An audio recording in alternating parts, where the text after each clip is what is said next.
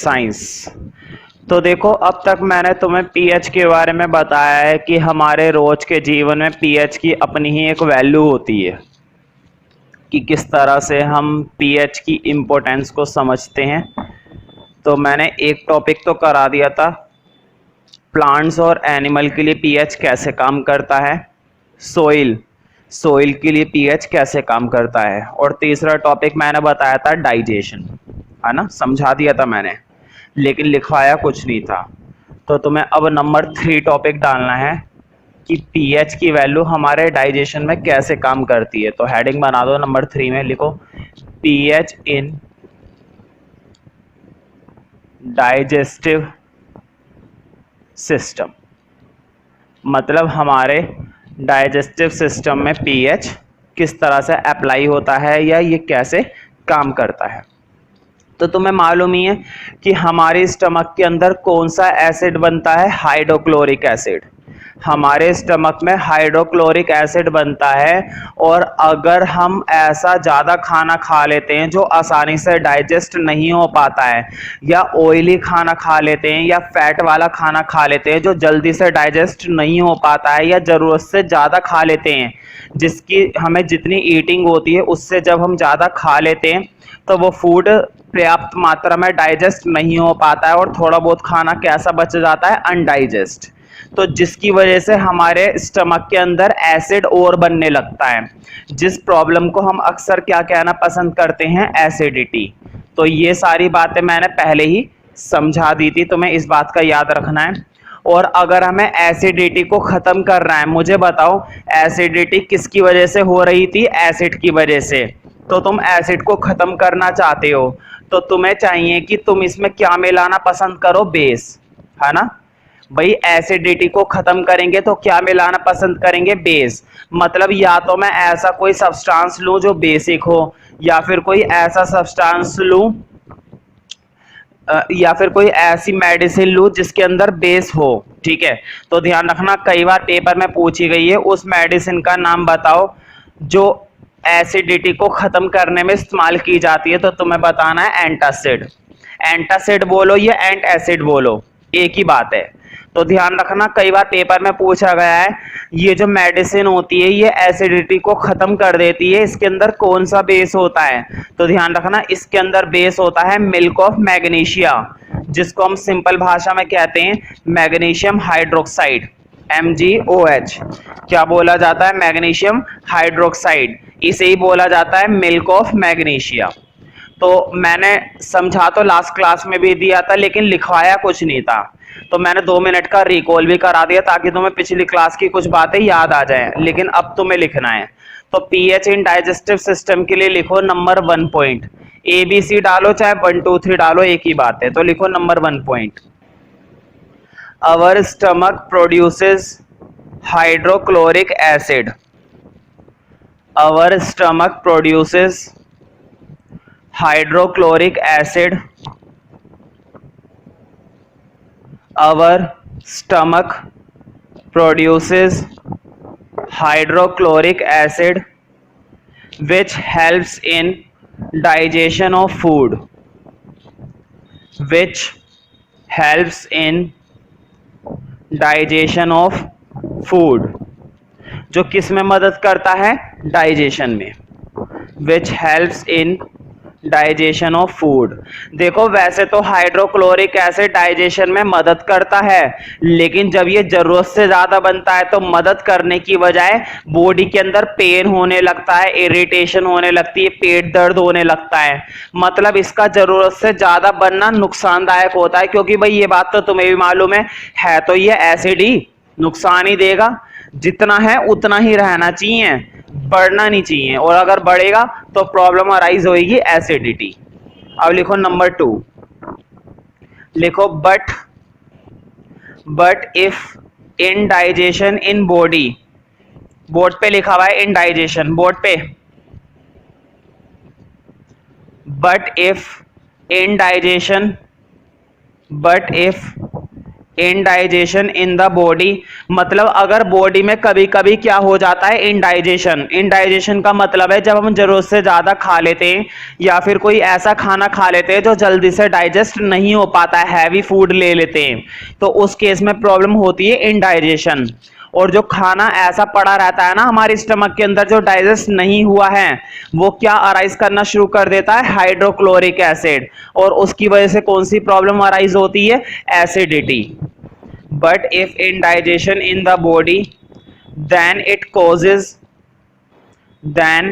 causes board पे लिखा हुआ है causes, then it causes too much acid, too much ये वाला, then it causes too much acid, मतलब जरूरत से ज्यादा क्या बनने लगता है, acid. then it causes too much acid as a result, और जिसकी वजह से हमें क्या होता है, पेन, इरिटेशन, दर्द। तो लिखो as a result pain and irritation, as a result pain and irritation, as a result pain and irritation। तो दर्द वगैरह, जलन वगैरह, ये सब चीजें हमें होने लगती है, पेन एंड इरिटेशन। तो इस प्रॉब्लम को फेमस नेम से क्या बोला जाता है, एसिडिटी। तो लिख लो, this problem is called acidity, this problem is called acidity. तो जनरली इस प्रॉब्लम को हम क्या बोलते हैं, एसिडिटी। और तुम्हें मालूम है इस प्रॉब्लम को केयर करना है, अगर इस प्रॉब्लम से बचना है या इस प्रॉब्लम को खत्म करना है, तो उस मेडिसिन को क्या बोलते हैं, एंटासिड। तो लिख लो, this problem is called acidity, और इसी में लिखो it is cured by, board पे लिखा हुआ है क्योर्ड, ये रहा, it is cured by medicine antacid, it is cured by medicine antacid. तो कई बार पेपर में आ चुका है कि अगर हम एंटासिड लेते हैं एसिडिटी की प्रॉब्लम में, एंटासिड मेडिसिन का इस्तेमाल करते हैं, तो आखिर इसके अंदर ये तो पता चल गया कि इस मेडिसिन के अंदर बेस है, लेकिन पेपर में आता है कौन सा बेस होता है, तो उसका नाम तुम थर्ड पॉइंट में लिखो। लिखो नंबर 2 के बाद नंबर 3 लिखो, antacid contain magnesium hydroxide. Symbol में मत लिखना कभी, MgOH लिख दो, लैंग्वेज में लिखना, antacid contain magnesium hydroxide, magnesium hydroxide. तो मैंने बताया था इसका दूसरा नाम क्या होता है, milk of magnesia, milk of magnesia. तो ब्रैकेट में लिख लो मैग्नीशियम हाइड्रोक्साइड के, मैग्नीशियम हाइड्रोक्साइड के ब्रैकेट में लिखो milk of magnesia. Antacid contain magnesium hydroxide, bracket में लिख लेना milk of magnesia, bracket close कर दो। अब लिखो विच इज अ वीक बेस। तुम्हें ये बात पहले से ही मालूम है, ये बेस होता है, लेकिन कैसा बेस होता है, वीक। क्योंकि मुझे बताओ, हम बॉडी के अंदर काम कर रहे हैं और बॉडी के अंदर स्ट्रॉन्ग एसिड डालना या स्ट्रॉन्ग बेस डालना दोनों ही नुकसानदायक बातें हैं। इसलिए एंटासिड के अंदर कौन सा बेस मिलाया जाता है, वीक बेस, ताकि बॉडी को नुकसान ना पहुंचे कुछ, क्योंकि बेस भी खतरनाक होता है वैसे तो। Contain magnesium hydroxide which is a weak base. और ये क्या करता है, जितना भी एक्स्ट्रा एसिड होता है ना, जितना भी एक्स्ट्रा एसिड बन गया है बॉडी के अंदर, ये उसको क्या कर देता है, न्यूट्रलाइज कर देता है। न्यूट्रलाइज मतलब उसको नॉर्मल बना देता है, खत्म कर देता है। तो लिखो इसी के अंदर, which is a weak base neutralises the excess acid, neutralises the excess, board पे लिखा हुआ है एक्सेस। एक्सेस का मतलब होता है एक्स्ट्रा, मतलब जितना भी एक्स्ट्रा एसिड बना है ना बॉडी के अंदर, उस एक्स्ट्रा एसिड को खत्म करने में कौन मदद करती है, antacid medicine. Which is a weak base neutralises the excess acid. ठीक है, तो देखो डाइजेशन के अंदर पीएच का एक इंपॉर्टेंट काम होता है, मतलब अगर पीएच वैल्यू डाइजेशन, हमारे स्टमक में पीएच वैल्यू बढ़ती है तो एसिडिटी की प्रॉब्लम हो जाती है।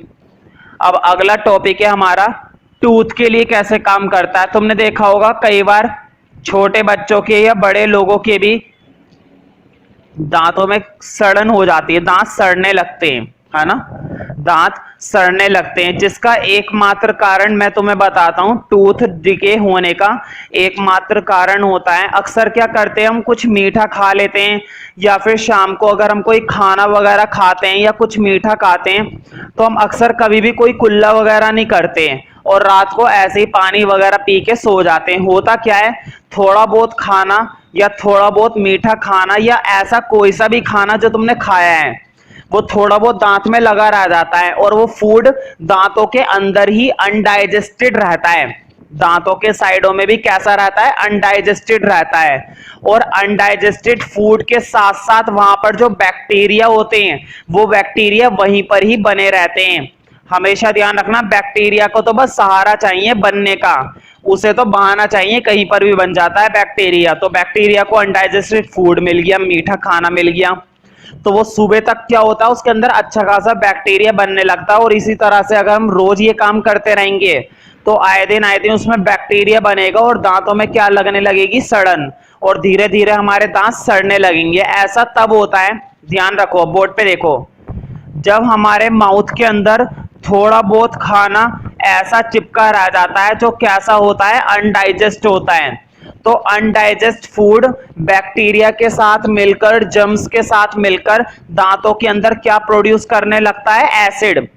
अब कौन सा एसिड प्रोड्यूस करता है वो तो खैर मुझे नहीं पता और ना ही मेरे पास नोट डाउन है, लेकिन ध्यान रखना, सुनने में ये बात अजीब लगेगी, हमारे दांतों के अंदर भी एसिडिटी की प्रॉब्लम होती है। कभी तुम सोचो कि दांतों के अंदर भैया कैसे हो सकती है एसिडिटी, बिल्कुल दांतों के अंदर होती है। किस वजह से, जो थोड़ा बहुत खाना अनडाइजेस्टेड है या जो बैक्टीरिया है वो मिलकर क्या करते हैं, माउथ के अंदर एसिड बनाना शुरू कर देते हैं और इस एसिड की वजह से हमारे दांत सड़ने लगते हैं। तो अब मुझे बताओ, अगर माउथ, कई बार पेपर में पूछा जाता है माउथ के अंदर एसिड बनना कब शुरू होता है, तो ध्यान रखना, जब माउथ का पीएच जो होगा ना 5.5 से कम होता चला जाएगा। मतलब अगर माउथ का पीएच 4 हो जाए तो भी एसिडिक, अगर माउथ का पीएच 3 हो जाए तो भी एसिडिक, लेकिन अगर माउथ का पीएच 6 रहेगा तो हम ये मानेंगे कि नॉर्मल है, कोई दिक्कत वाली बात नहीं है। लेकिन 5.5 से अगर पीएच वैल्यू कम हो जाती है माउथ की तो ये बात नुकसानदायक है और उस केस में तुम्हें कोई ऐसा टूथपेस्ट इस्तेमाल करना चाहिए या ऐसा कोई सब्सटेंस इस्तेमाल न करना चाहिए जिसका नेचर कैसा हो, बेसिक। बेसिक क्यों बताओ, माउथ के अंदर जो टूथ डिके हुआ था वो किसकी वजह से हुआ था, एसिड की वजह से। और अगर एसिड की प्रॉब्लम को खत्म करना है तो तुम्हें क्या मिलाना पड़ेगा, बेस। तो ऐसा टूथपेस्ट बोलते हैं जिसका नेचर कैसा हो, बेस। कई बार ऐड भी आता है टीवी में, तुमने देखा होगा कि आपके टूथपेस्ट में नमक है, क्योंकि जनरली नमक कैसा नेचर दे देता है, बेसिक नेचर। तो अक्सर क्या होता है, हमें ऐसे टूथपेस्ट का इस्तेमाल करना चाहिए जिसका नेचर कैसा हो, बेसिक। ठीक है, तो फोर्थ टॉपिक डाल दो, टूथ डीके। डीके का मतलब होता है सड़न। तो कई बार पेपर में पूछा गया है दांतों में सड़न लगना कब स्टार्ट होता है, तो तुम्हें बताना है जब माउथ का पीएच 5.5 से क्या हो जाएगा, कम। अगर माउथ का पीएच 5.5 से ज्यादा है, मतलब 6 है, 7 है या 8 है, तो ये सिचुएशन नॉर्मल है, ठीक है, कोई दिक्कत नहीं है। लेकिन अगर माउथ का पीएच 5.5 से कम हो जाता है, किसकी वजह से, एसिड बनने की वजह से। और एसिड क्यों बन रहा है, जो मीठा खाना या जो भी तुमने ऐसा खाना खाया है जो डाइजेस्ट नहीं हो पाया, माउथ के अंदर लगा रह गया है, उसकी वजह से वो एसिड बनता है। तो लिखो फर्स्ट पॉइंट इसके लिए भी, टूथ डिके के लिए भी फर्स्ट पॉइंट लिखो। लिखो first point, tooth decay starts when, tooth decay starts when pH of the mouth, tooth decay starts when pH of the mouth is less than pH of the mouth is less than 5.5, मतलब जब mouth का pH 5.5 से क्या हो जाता है, कम। pH of the mouth is less than 5.5, ठीक है। तो ध्यान रखना, टूथ डिगे वाला टॉपिक पेपर में कई बार आ चुका है और हाल ही में ये आया है 2015-16 में, मतलब 2015-16 के एग्जाम में ये क्वेश्चन पूछा जा चुका है, 3 मार्क्स में पूछा जा चुका है। तो लिखो इसी से रिलेटेड नंबर 2, टूथ डिके के लिए। तो देखो जब दांतों की बात हो ही रही है तो कई बार क्या होता है, बच्चों से ना बिल्कुल छोटे छोटे बच्चों वाले क्वेश्चन पूछ लिए जाते हैं और बच्चों को लगता है यार ये क्या पूछेंगे, ये कोई आएंगे थोड़ी ना, ये तो इतना आसान है, और वही आ जाते हैं और वही बच्चे छोड़ जाते हैं फिर। तो जब दांतों की बात हो ही रही है तो वो भी लिख लो कि दांत किस सब्सटेंस से बना हुआ होता है। हालांकि कुछ बच्चों को पता होगा लेकिन लिखना सभी को है। तो लिखो नंबर 2 के अंदर, tooth made up of calcium phosphate, tooth made up of calcium phosphate. Calcium phosphate तुम्हें लिखना आना चाहिए।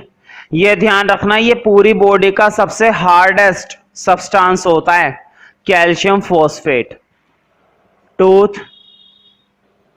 Is made up of calcium phosphate, मतलब कैल्शियम फॉस्फेट से हमारे दांत बने हुए होते हैं। तो लिख लो which is the hardest substance, which is the hardest substance in the body, मतलब हमारे शरीर का सबसे मजबूत हिस्सा, सबसे ठोस हिस्सा। विच is the hardest substance in the body. अब देखना यह है कि हमारे दांतों के अंदर हमारे माउथ का पीएच अगर कम हो जाता है तब हमारे दांत सड़ने लगते हैं। तो माउथ का पीएच कम क्यों होता है, प्रॉब्लम तो तुम्हें मालूम है क्या बनने लगता है माउथ के अंदर, एसिड। और एसिड क्यों बनता है, जब हम कोई खाना ऐसा खाते हैं और बैक्टीरिया उसके साथ मिल जाते हैं और वो मिलकर काम करते हैं और क्या बनाते हैं, एसिड। तो लिखो नंबर 3, तो नंबर 3 में लिखो bacteria present in the mouth, bacteria present in the mouth produce acids, bacteria present in the mouth,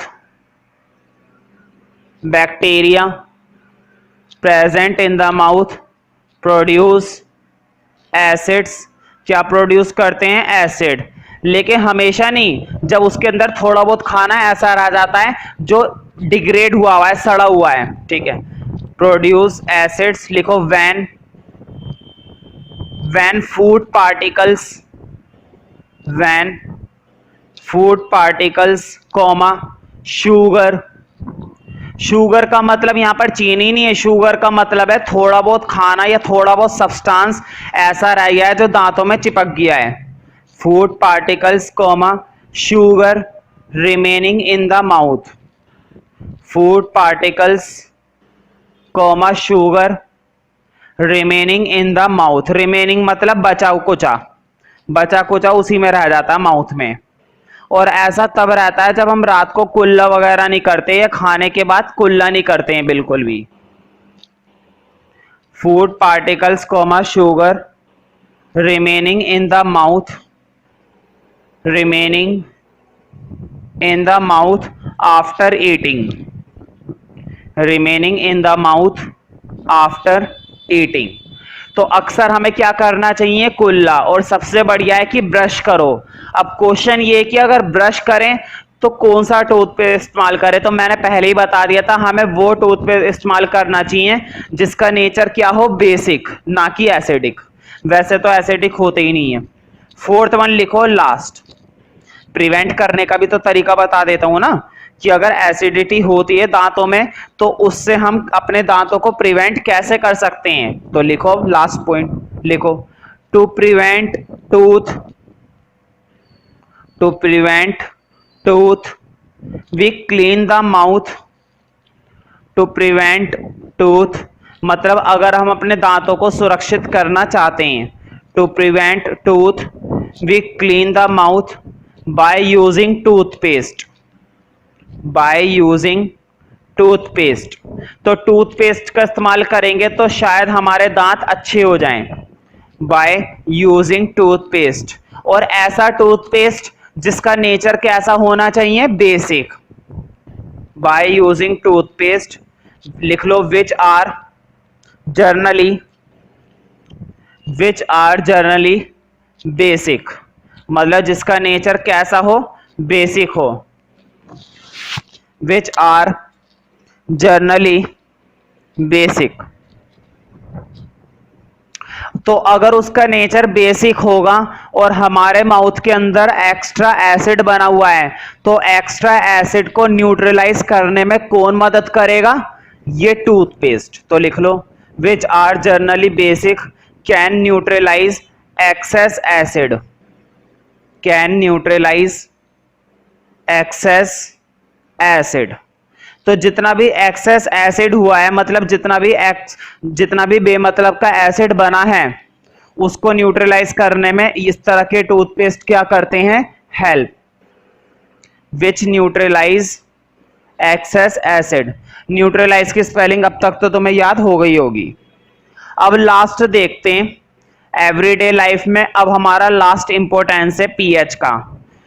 तो पीएच ध्यान रखना, तुमने देखा होगा जब कोई मॉस्किटो हमें काट लेता है, जब कोई मच्छर वगैरह काट लेता है, या लाल चींटी हमें काट लेती है, देखो बोलते हैं लाल चींटी, अक्सर क्या होता है, लाल चींटी काट लेती है ना, हमें बोला जाता है लाल चींटी, लेकिन वो असल में पता है क्या होती है, रेड आंट नहीं होती, वो असलियत में येलो आंट होती है। लेकिन कोई भी उसे पीली चींटी बोलता ही नहीं है, क्योंकि शुरू से जो चला आ रहा है रोज में, हम अक्सर उसे लाल चींटी ही बोलते हैं, जबकि वो होती येलो चींटी है, मतलब येलो आंट।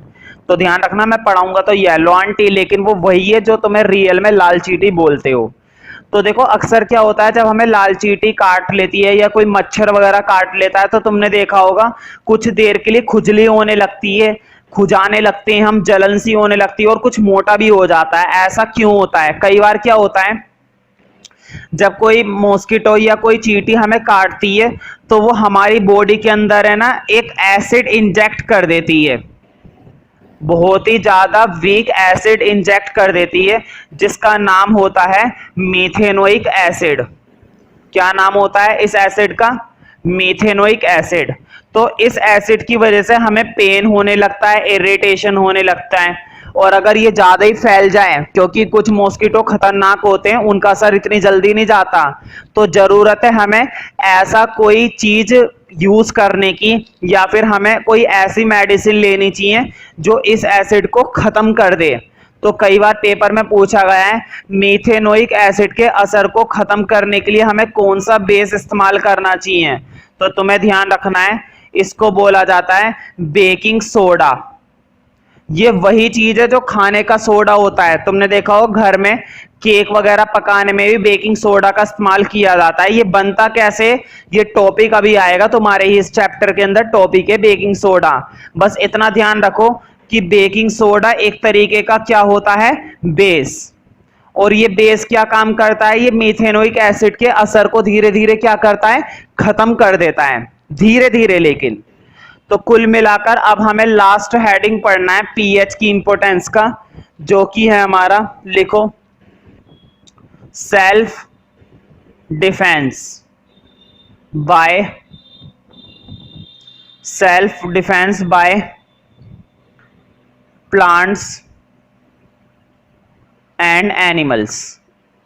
तो कई बार क्या होता है, चींटी वगैरह मॉस्किटो वगैरह तो हमारे अंदर एक एसिड इंजेक्ट कर देते हैं, मतलब हमारी बॉडी की कुछ देर के लिए पीएच वैल्यू कम हो जाती है, लेकिन जैसे ही हम बेकिंग सोडा लेते हैं या फिर हम कोई ऐसी मेडिसिन लेते हैं, तो उससे पीएच वैल्यू नॉर्मल हो जाती है, और हमारी खुजली या हमारा जो इरिटेशन है, जो जलन है, वो खत्म हो जाती है। तो कई बार क्या होता है, प्लांट भी कुछ ऐसे होते हैं, कुछ प्लांट कांटे वाले होते हैं, उनमें कांटे वगैरह होते हैं, और अगर वो गलती से कांटा हमारी बॉडी पे लग जाए तो खून वगैरह निकल जाता है, और कुछ देर के लिए क्या होती है, इरिटेशन होती है। क्योंकि कुछ प्लांट ऐसे होते हैं, मैं बता देता हूं, नेटल लीव्स खतरनाक होती है।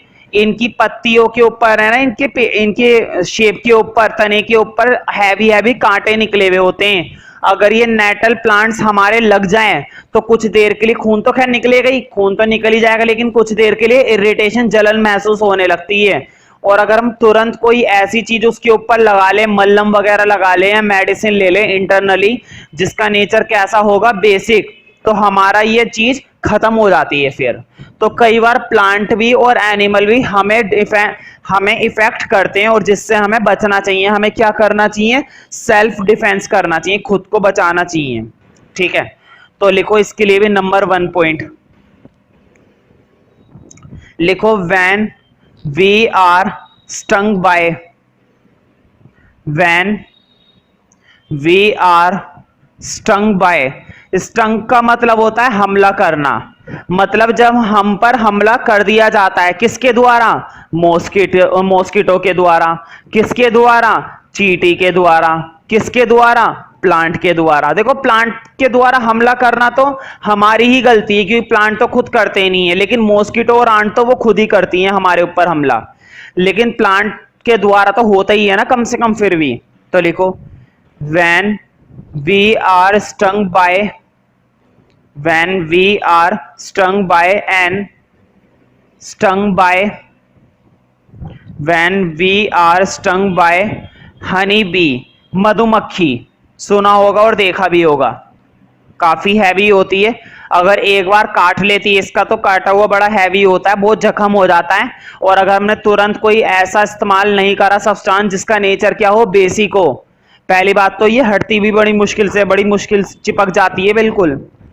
When we are stung by honey bee और येलो आंट, मतलब मधुमक्खी बोलो या चींटी वगैरह बोलो या मॉस्किटो वगैरह बोलो, हनी बी और येलो आंट, तो बताओ हमें क्या महसूस होता है? मजा आता है या दर्द महसूस होता है, जलन महसूस होती है? भाई जलन ही महसूस होती है, मधुमक्खी काट के भगेगी तो मजा तो आएगा नहीं। तो लिखो, स्टंग बाय हनी बी और yellow ant, then we feel pain, then we feel pain and irritation, then we feel pain and irritation, तो हमें जलन महसूस होती है, दर्द महसूस होता है। We feel pain and irritation, irritation मैं बोर्ड पे लिख देता हूं,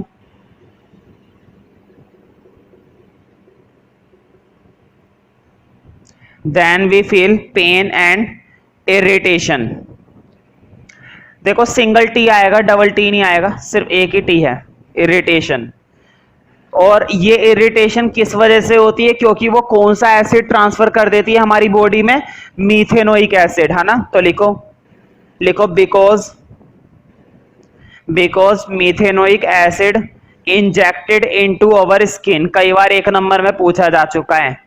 because methanoic acid injected, methanoic acid injected in our skin, methanoic acid injected in our skin। तो क्वेश्चन ये कि चलो ये तो समझ में आ गया कि हमें दर्द या जलन क्यों होता है और कौन सा एसिड की वजह से होता है। क्वेश्चन ये है कि अब इससे छुटकारा कैसे पाएं। तो ये बात मैंने पहले ही बता दी है, बस लिखनी है। तो लिखो नंबर 2, लिखो, टू गेट रिलीफ, मतलब अगर हमें आराम चाहिए। To get relief we apply, to get relief we apply mild base. Board पे लिखा हुआ है, हमें क्या अप्लाई करना चाहिए? Mild base. ये वही है जो अभी मैंने बताया था, क्या बताया था? बेकिंग सोडा, उसी का ही दूसरा नाम होता है। मिल्ड बेस का मतलब होता है नॉर्मल बेस, वीक बेस, मतलब ज्यादा स्ट्रॉन्ग बेस ना हो। यहां पर भी मैं वही बोलूंगा, काम हमारी बॉडी के साथ हो रहा है, जितना हो सके वीक बेस लो, ना कि स्ट्रॉन्ग बेस। पता चले एसिड का तो असर खत्म हो गया लेकिन बेस का असर रह गया। तो लिखो, टू गेट रिलीफ, बोर्ड पे लिख देता हूं मैं, रिलीफ। रिलीफ का मतलब होता है आराम, मतलब अगर हमें आराम प्राप्त करना है तो। To get relief we apply mild base, mild base बोलो या इसको मिल्ड बेस बोलो, एक ही बात है। माइल्ड बेस लिख लो, like baking soda, like baking soda. तो अगर हम ये चीजें लेते हैं तो हमारी जो इरिटेशन होती है, हमारा जो दर्द वगैरह होता है, वो धीरे धीरे क्या होने लगता है, खत्म। तो कई बार पेपर में इस तरह से टॉपिक पूछा जा चुका है, तो तुम्हें कुछ बातों का ध्यान रखना है। तो यहां तक तो हमने पढ़ा था एसिड के बारे में, बेस के बारे में, पीएच के बारे में। अब तुम्हें मालूम है चैप्टर के 3 पार्ट थे, एसिड, बेस, सोल्ट। एसिड पढ़ लिया, बेस पढ़ लिया, अब बारी आ चुकी है सोल्ट की।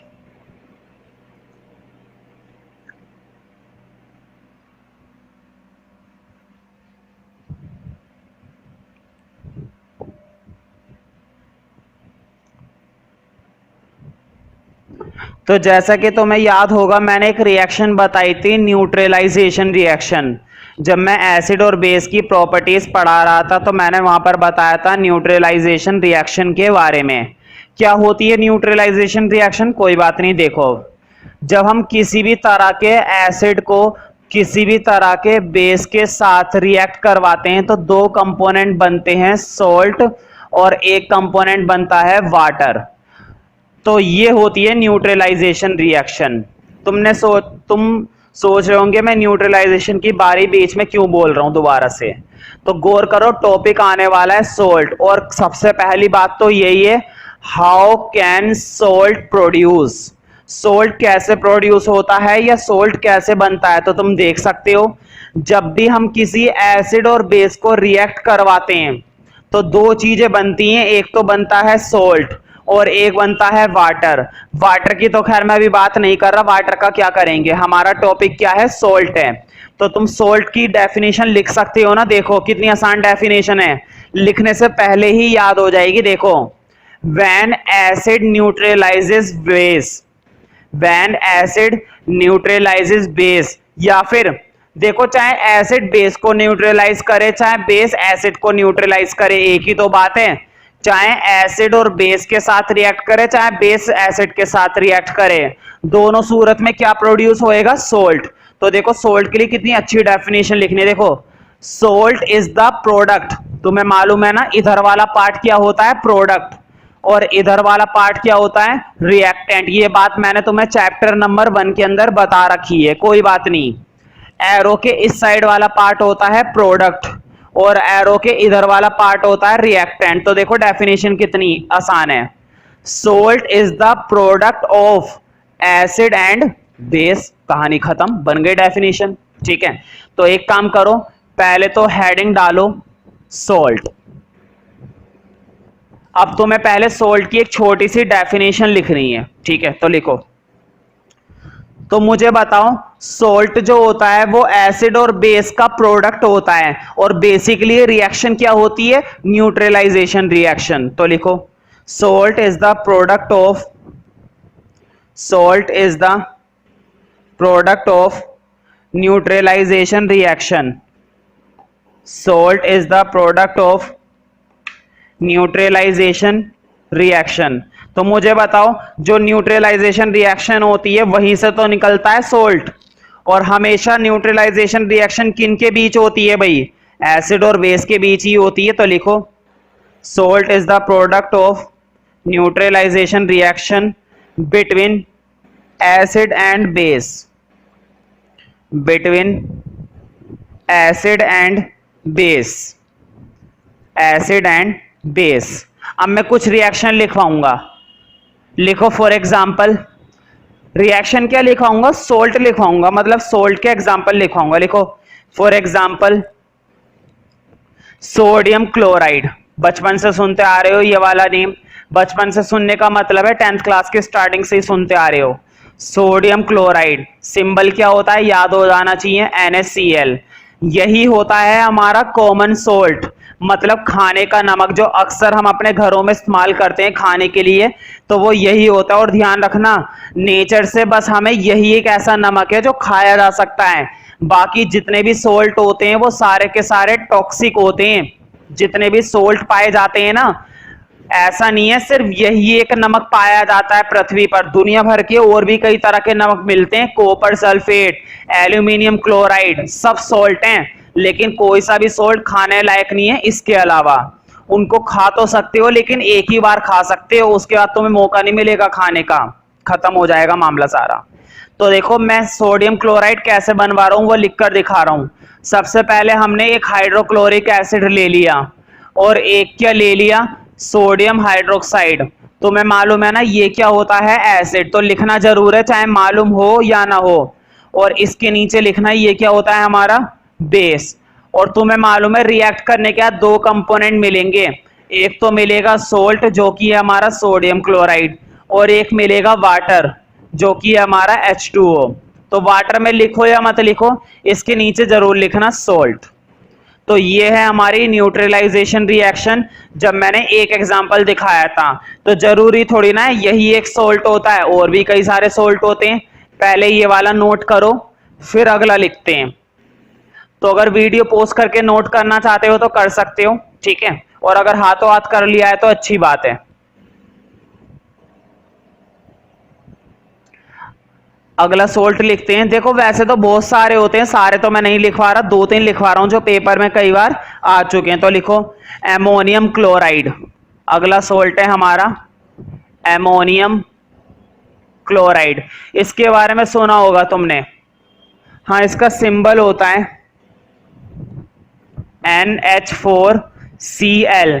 सिंबल जरूर याद रखना, एमोनियम क्लोराइड का सिंबल होता है NH4Cl। अब देखते हैं ये कैसे बनता है। तो बोर्ड पे देखो, फिर से मेरे पास क्या है, हाइड्रोक्लोरिक एसिड, और इस बार मेरे पास एक बेस है एमोनियम हाइड्रोक्साइड।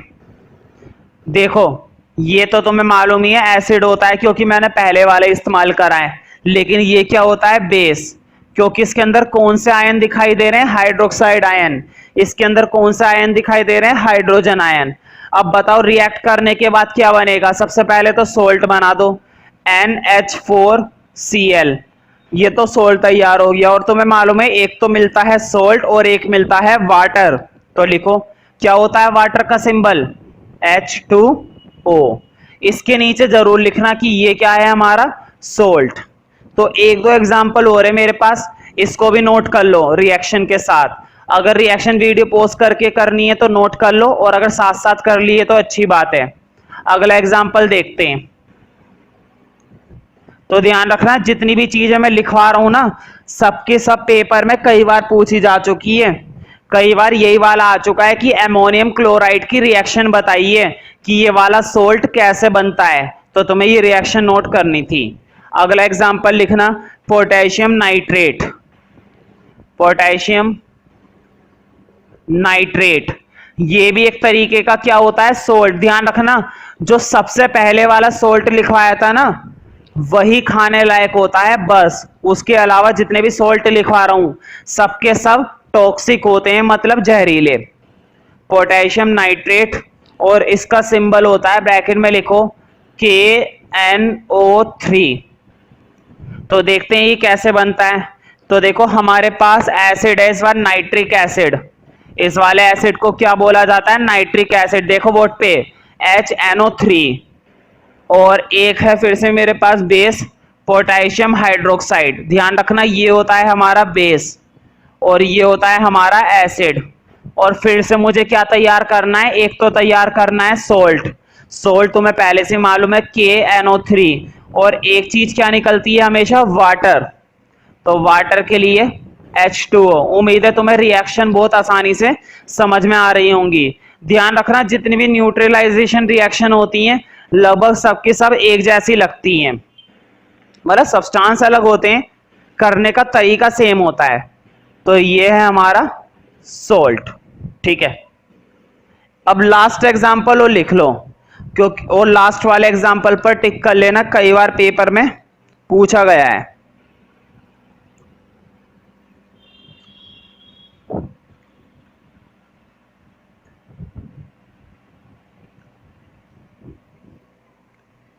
तो लिखो मैग्नीशियम, मैग्नीशियम सल्फेट, ये भी एक तरीके का क्या होता है, सोल्ट। सिंबल जरूर लिखे करो हर बार, ब्रैकेट में लिखो मैग्नीशियम सल्फेट, ये आ गया। तो देखो इसके लिए भी हमारे पास दो चीजें हैं, एक एसिड है और एक बेस है। तो देखो इस बार मेरे पास एसिड है सल्फ्यूरिक एसिड H2SO4 H2SO4 और एक है मेरे पास base magnesium hydroxide, sorry magnesium oxide.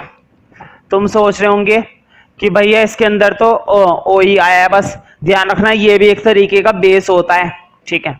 तो लिखो ये है हमारा एसिड और ये है हमारा बेस, क्योंकि बेशक बोर्ड पे देखो, बेशक इसके अंदर हाइड्रोजन नहीं है लेकिन ऑक्साइड तो है। हाइड्रोजन नहीं है तो क्या हुआ, ऑक्साइड तो है, तब भी ये बेस ही माना जाएगा। ध्यान रखना इसका नेचर दोनों, जितने भी ऑक्साइड्स होते हैं, अभी मैंने तुम्हें पढ़ाया नहीं है ना ऑक्साइड्स, ऑक्साइड्स आएंगे चैप्टर 3 के अंदर, तब मैं तुम्हें बताऊंगा कि ऑक्साइड्स का जो नेचर होता है ना वो दोनों होते हैं।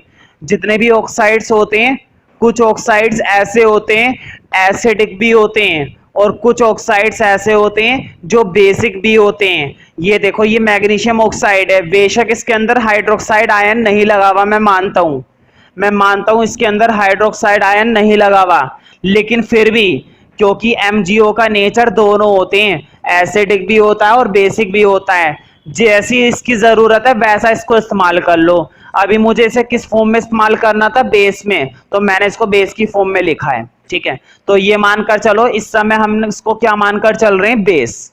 समझ में आ गई ना। कुछ ऑक्साइड्स ऐसे होते हैं जिनका नेचर एसिडिक होता है और कुछ ऑक्साइड्स ऐसे होते हैं जिनका नेचर बेसिक होता है, लेकिन कुछ ऑक्साइड्स ऐसे होते हैं जिनका नेचर दोनों होता है, एसिडिक भी और बेसिक भी। तो इस बात का ध्यान रखना, और ये टॉपिक चैप्टर 3 में आएगा और मैं फिर से समझाऊंगा वहां पर। तो फिलहाल जो यहाँ पर सॉल्ट बनने वाला है वो लिखो MgSO4 मैग्नीशियम सल्फेट, और एक चीज तुम्हें मालूम है, याद हो गई होगी, वाटर, ये तो हमेशा ही बनता है। तो मैग्नीशियम सल्फेट के नीचे लिखना सोल्ट, ये है हमारा सोल्ट।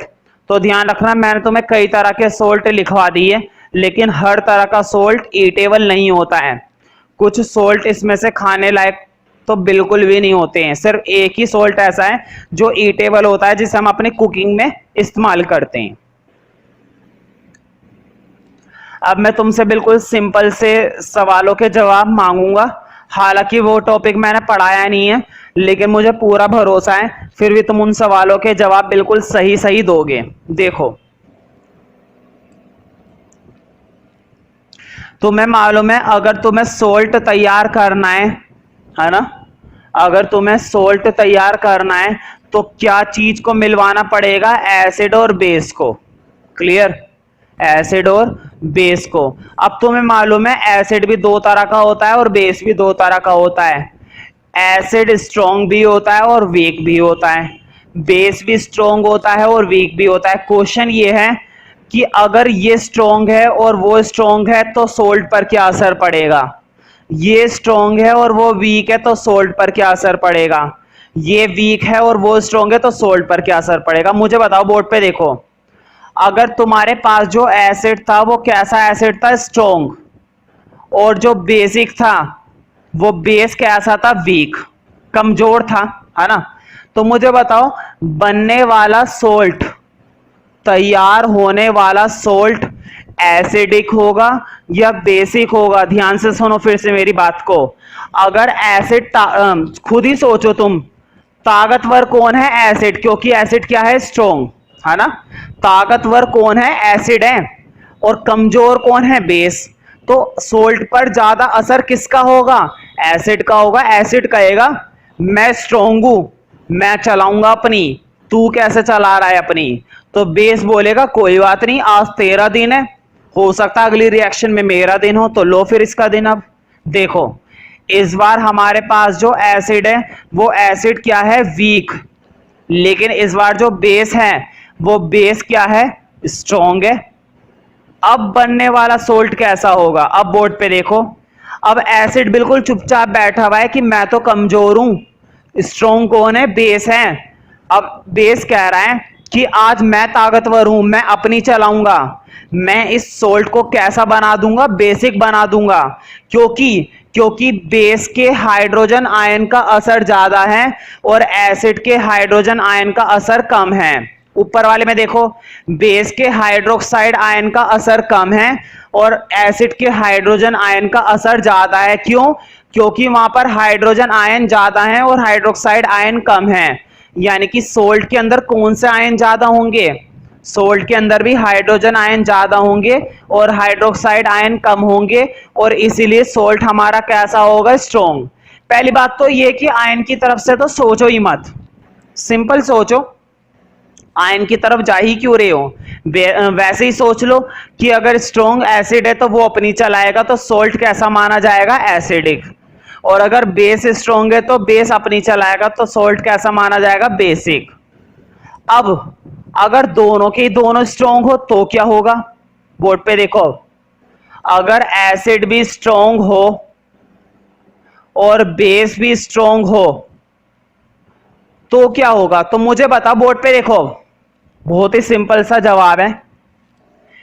देखो, स्ट्रॉन्ग एसिड का मतलब है जितने भी हाइड्रोजन आयन यहां पर है उतने ही यहां पर क्या है? हाइड्रोक्साइड आयन है। मतलब दोनों के आयन क्या है? बराबर है। भाई दोनों के स्ट्रॉन्ग होने का मतलब क्या होता है? दोनों के स्ट्रॉन्ग होने का मतलब यही होता है कि जितने इसके अंदर हाइड्रोजन आयन हैं उतने ही हाइड्रोक्साइड आयन इसके अंदर हैं, और निश्चित रूप से हैं, गारंटी है। तो मुझे बताओ, अगर दोनों के दोनों आयन बराबर हैं तो सब्सटेंस हमेशा कैसा बनता है? न्यूट्रल।